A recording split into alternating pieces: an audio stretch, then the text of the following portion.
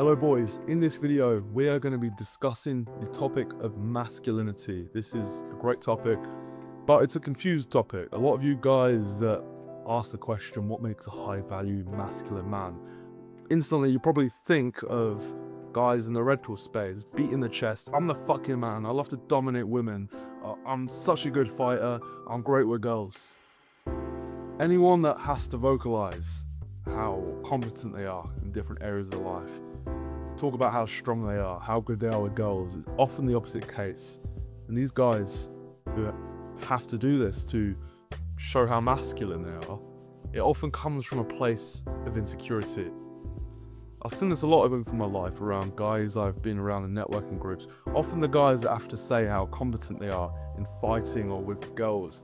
I realised when you sort of put a spectacle on it and really look into their life, and you'll pick up on little signs, it's often the complete opposite. Because these guys will sit there and they'll go, yeah, I'm so good with girls, you should have saw the girl I fucked last night, the other girl 2 weeks ago, oh bro, I went on this date, etc, etc. And you'll realise that in their mind, their eyes are literally twitching because they're constantly thinking, they've got to think about what they need to say. Because they're really trying to get a bit of respect from you, and they're trying to prove to you that they're really good with girls, when it's in fact the quite opposite. That is why they're having to vocalize it so much. Truly masculine men do not need to vocalize this, because their actions do the talking for them.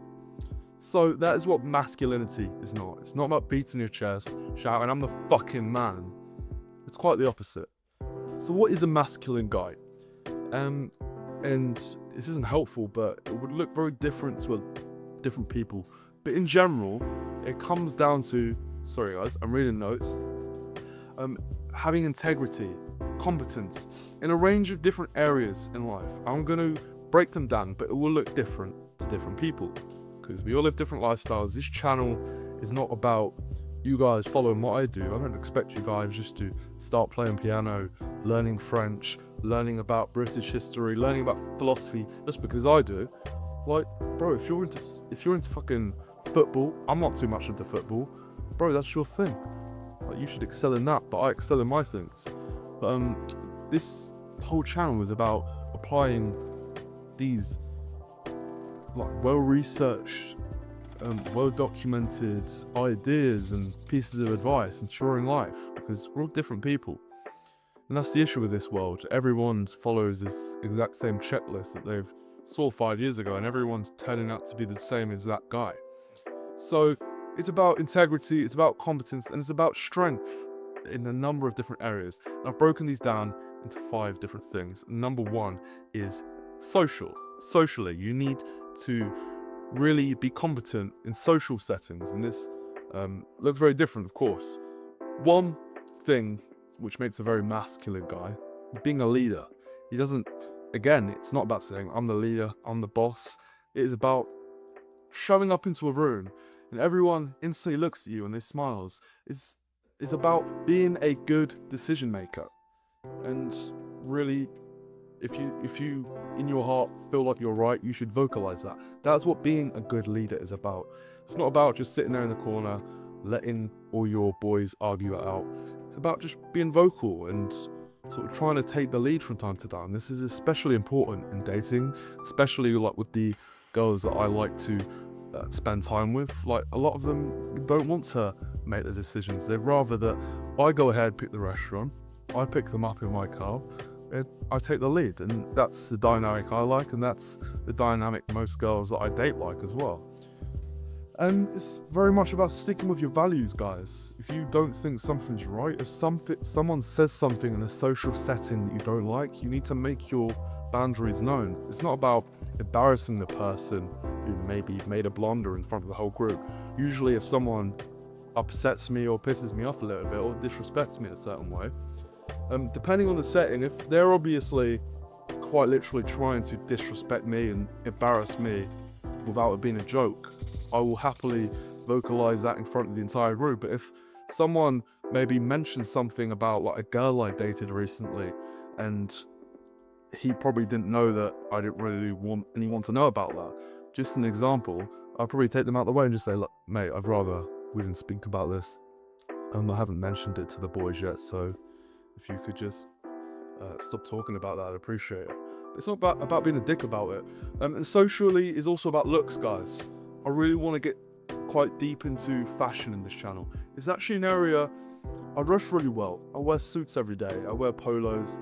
It is an area I'd like to improve. I often wear sort of grayscale clothes, like your blacks, your whites, your greys. I wear creams, but I really would like to move to that old money aesthetic. It's not going to be 100% possible just because I'm in real estate. Often old money colors don't quite work.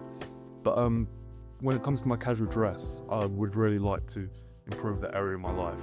But as in competence, like this comes back to the most basic things: cutting your fingernails, getting a haircut every 2 weeks. I do it slightly less. You see my hair is quite long. I'm sort of due one, to be honest, but I usually get scissor cuts, and usually I don't need to go too often. I like my hair a bit longer, but as long as it's well maintained. But yeah, that's looks, guys. That's fashion. That is maybe some form of orthotropics to improve the size of your jawline. Just well grooming, the skincare routine, the way you dress. I guess the way you talk as well, and body language. And number 2, guys, is your physicality, being competent physically. So this would generally mean being a competent person if some form of altercation ever showed up. I'm not saying you guys need to have a boxing match like I have. I mean, I've been boxing since I've been 14. I'd say I'm a very competent guy when it comes to altercations. I mean, there are guys that are a lot bigger than me that probably smash my face in, but I'm someone that's very stubborn. I'm not willing to back down. And I would say, compared to the average guy, I am competent. I've worked in security. I've worked in some pretty dodgy bars in my life. So it is, unfortunately, something I'm accustomed to. So all I would say is, guys, get a PT once a month to either do boxing or jiu-jitsu. Personally,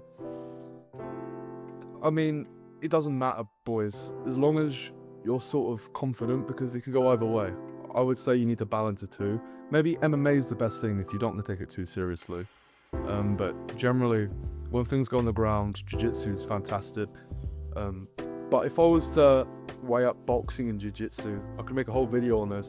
I'd probably say jiu-jitsu is a little bit better for the real world things, just because it's not hard to get someone onto the ground, right? But at the same time, if you can avoid going on the ground, that's always best, because his mate could come stab your head in. But yeah, some form of martial arts is fantastic, boys, because it gives you that kind of self-confidence. I'm not saying you need to go 3 times a week like I do, but once a month is probably enough just to keep your mind in the right place. And again, I think even more importantly than martial arts, even someone that's been doing it for years, I would say having a high bone density is a lot more important. Like if you're like, I've seen there's this guy called Sean Smith. He's like the world's most feared debt collector. You could look at his boxing skills, and like some proper boxing analysts have looked at him and it's like his boxing's not good, but that's not someone I want to fuck with, because he's probably been strength training his entire life.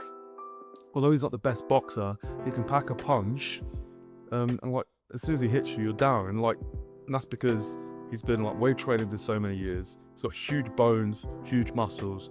So even if you're not going to do any martial arts, boys, I would 100% recommend some form of strength training, just to get yourself huge, get on a huge bulk for a couple of years. I mean, I've been through that entire phase. I probably will do a couple more bulks, to be quite honest.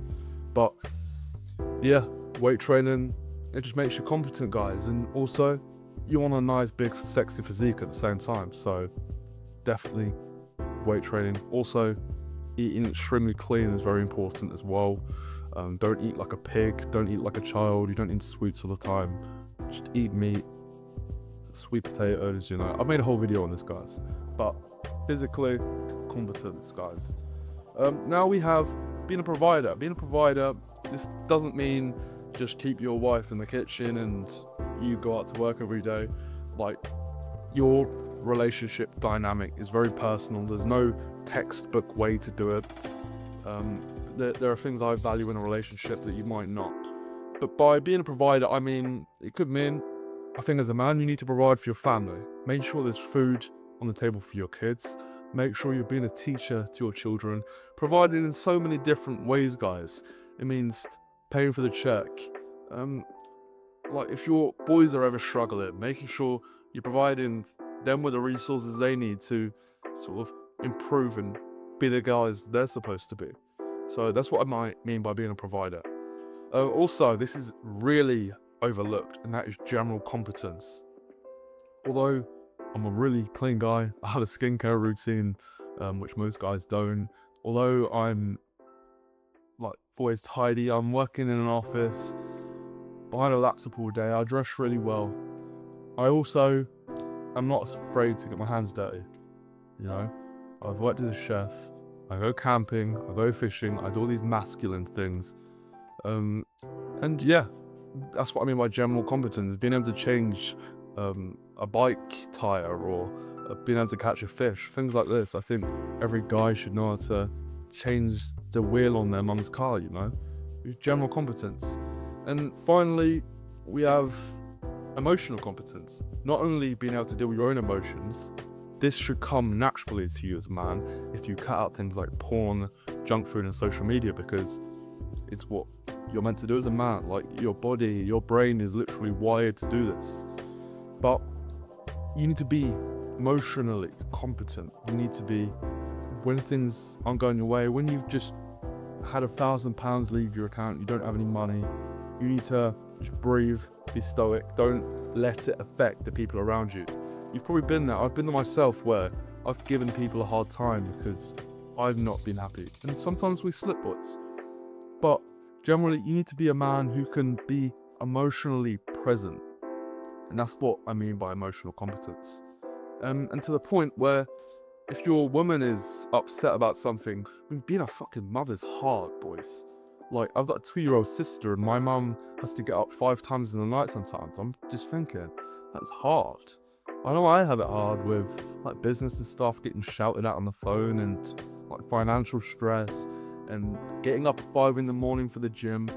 A lot of my sort of hardship is voluntary, but I don't think one thing is harder than another. I just think we all have different duties, and as a man, I think you need to be that emotional rock sometimes. It's someone shouts at you, if your sister, your mother, your wife, your daughter shouts at you, sometimes you just need to bite your lip, breathe, and just understand they're going through something, it's shit right now. So you need to be that rock, that emotional support. And that is what true masculinity is. It's not about beating your chest, boys. And get that out of your mind. It's not about dominance, it's not about control. It's about being that emotional rock and being competent in as many areas of life. Being that rock for the people around you. Being a provider. And in no way do I think that's toxic at all. I think that's a beautiful thing. I think that is my role on this earth for the people around me in my life.